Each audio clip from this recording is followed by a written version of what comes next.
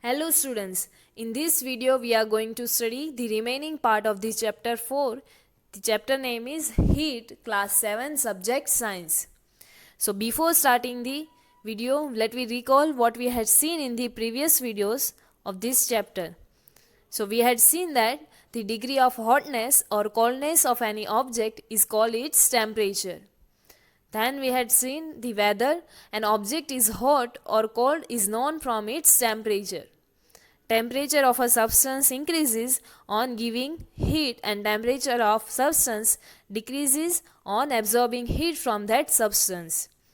Then we had seen that instrument which is used to measure the temperature of an object is called the thermometer. Then we had seen different kinds of thermometer. So the thermometer that measures our body temperature is called a clinical thermometer or doctor's thermometer. A clinical thermometer can measure temperature from 35 degrees Celsius to 42 degrees Celsius, and in Fahrenheit scale it measures from 94 degree Fahrenheit to 108 degree Fahrenheit. The normal body temperature of a human body is 37 degrees Celsius, and in Fahrenheit scale it's a 98.6 degree Fahrenheit. Then we had seen the thermometer which is used in laboratory is known as laboratory thermometer, and the range of this thermometer is usually from minus 10 degrees Celsius to 110 degrees Celsius. The thermometer which is used to measure the maximum and minimum temperature of the day is known as maximum minimum thermometer. And in clinical thermometer there is a kink or a kind of structure near the bulb of mercury, and this kink prevents mercury level from falling down. Then we had seen the transfer of heat. So the heat flows from the body at a higher temperature to a body at a lower temperature, and that is why hot tea become cold due to the flowing of heat in the atmosphere. And on heating one end of an aluminium rod or metal rod with the flame of a candle, heat flows from its nearer end to the far off end. And the process of transfer of heat from hot end of a solid object towards the cold end is known as conduction. And the solid substance like metals become hot due to the process of conduction. Then we had seen good conductors and poor conductors or insulators. So the substance through which conduction of heat take place easily are called good conductors, and metals like copper, silver, aluminium, iron that are the good conductors of heat. In poor conductors we had seen the materials which do not allow heat to pass through them easily are called poor conductors of heat or insulators. They are also known as insulators. Wood, plastics are the example of these insulators. So now in this video we will see the remaining two types of transfer of heat, that is convection and radiation process by which the heat is also transferred. So let's start with the convection process. One activity is given here to know that how the heat is transferred from in the water and air. So for that activity, take a round bottom flask, and if the flask is not available to you, then you can also use the beaker. Then fill that flask to 2/3 with water and place it on a tripod, or make some arrangement that you can place the flask on such a way that you can heat the flask by placing a candle below that, and wait till the water in the flask is still or become the calm. Then place a crystals of potassium permanganate at the bottom of the flask, generally using a straw. Then after, heat the water by placing the candle just below the crystal, and then after record your observation, and you can write in your notebook also. So what will you find? So when the water is heated, the water near the flame gets hot, and hot water rises up, and the cold water from the sides moves downward towards the source of heat, and this water also gets hot and rises, and this process continues till the whole water gets heated. and this mode of heat transfer is known as the convection. Here the arrangement for the activity is shown to you. Round bottom flask is shown to you. In that, this pink color shows the potassium permanganate. We are heating these potassium permanganate crystals using the flask, using the burner which is placed below the flask, and this flask is placed on this tripod. So now let me see this activity. Here the apparatus which are required for this activity are shown to you. That is a round bottom glass flask, water, tripod stand, Bunsen burner, or you can use candle also. Then after, the crystals of potassium permanganate and straw. Here we had taken a flask which is filled 2/3 with water. You can also use beaker if you don't have this flask. Then after, place this flask on the tripod stand.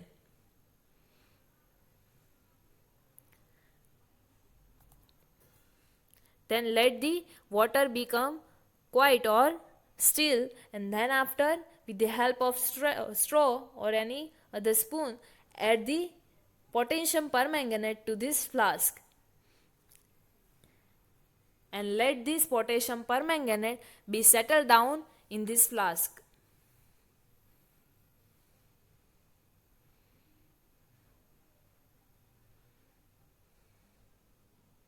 So now it's settled down.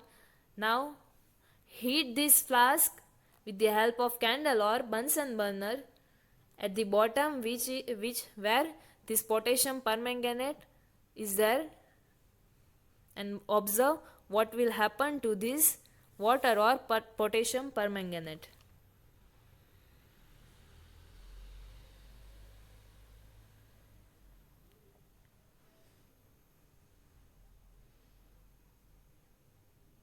So you can see that this potassium permanganate or color water is going upward. So when this color water is heated, the color water near the flame gets hot, and this hot water rises up. And to take this place of the hot water, the cold water from the sides move down towards the source of heat, or where the flame of this burner is there, and then this water also gets hot and rises, and the water from the sides move down again. And due to this violet color, currents of water going up and down can be clearly visible. And this process continues till the whole water gets heated, and after some time whole water turns into this violet color, as we can see. So in the activity we had seen the transfer of heat in water by the process of convection or convection process in water.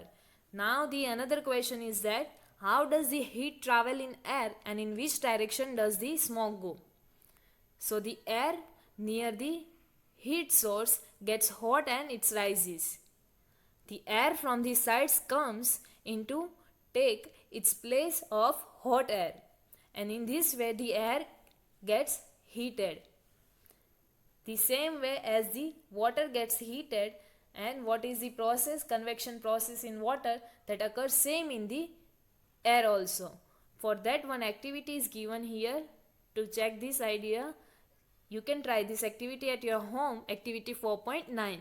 For that, light a candle, keep one hand above the flame and one hand on the side of the flame. Here in the figure it is shown to you, one hand above the flame of the candle and the one hand on the side of the flame. Then after, observe that do your hands feel equally hot, and if not, then which hand feels hotter and why? While doing this activity, be careful and keep your hands at a safe distance from the flame so that they do not get burned.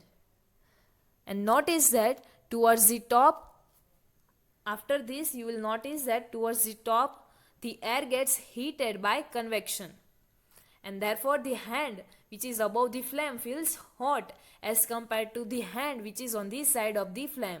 And on the sides, however, there is no convection, and that's why air does not feel as hot as at the top. Now we will see some interesting phenomena the people living in the coastal areas or the areas which are near the sea, they can experience an interesting phenomena. During the daytime, the lands get heated faster as compared to the water. So the air which is over the land becomes hotter and it rises up.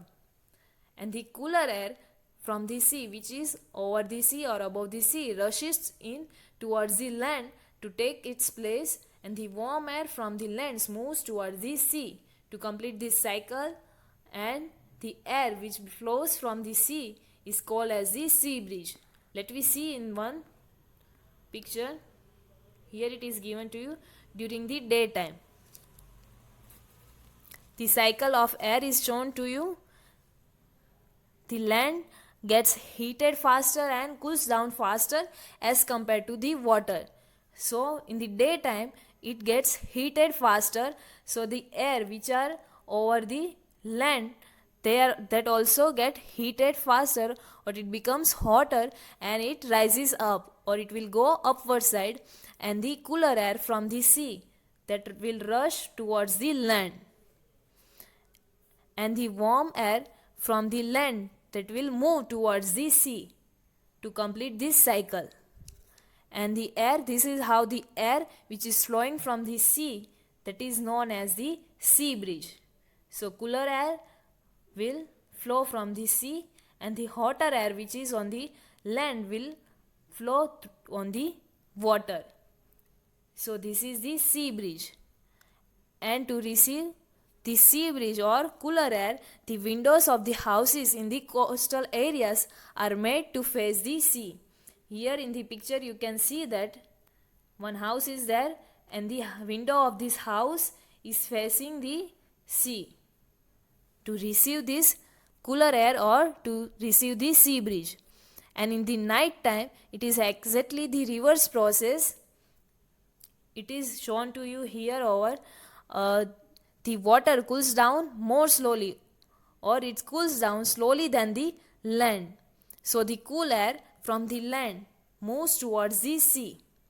The air which is on the land, that will move towards the sea, and the air which is on the sea, hot air which is on the sea, that will move towards the land. So this is how the air will flow, and this breeze is known as the land breeze. Here it is also shown to you the air which is over the sea, hot air will flow from sea to land, and the cooler air which is on the land, that will flow from land to sea. So this breeze is known as the land breeze. Now let me see this land breeze and sea breeze. So land and sea breeze. Sea breeze which is developing from sea to land, and land breeze is developing from land to sea. The land has property to become hotter or cooler faster as compared to the water. So the land, during the daytime, land gets heated faster than water, and the air over the land becomes hotter and it rises up. The cooler air from the sea rushes towards the land to take place, and the warm air from the land moves to the sea to complete the cycle. This is how the air over the sea will flow towards the land. So the air from the sea is called sea breeze, and during the night time the process is exactly the reverse. The water cools down more slowly than the land, so the cool air from the land moves towards the sea. It is land breeze. So now when we come out in the sun, we feel warm. How does the heat from the sun reach to us? So it cannot reach by us by the process of these two, conduction and convection. There is no medium such as air in most of the part of this space between the earth and sun. So the heat which is reaching to us is not reached by the process of convection and conduction. Then what is happening there? So let me see the next process, that is radiation. So from sun, the heat comes to us by the another process which is known as the radiation. The transfer of heat by radiation does not require any medium. So it can take place between the earth and sun. It can place whether a medium is present or not. So when we sit in front of a room heater, we get heat by this process of radiation. A hot utensil kept away from the flame cools down as it transfers heat to the surrounding. And how this utensil transfer the heat to the surrounding? So by this process of radiation. Our body also gives heat to the surrounding, and it also receives the heat from the surrounding by the radiation. All hot bodies radiates heat, and when this heat falls on some object, some of its part is reflected, some of its part is absorbed, and some part may be transmitted or it is sent to the other object. The temperature of the object increases due to the absorbed part of the heat.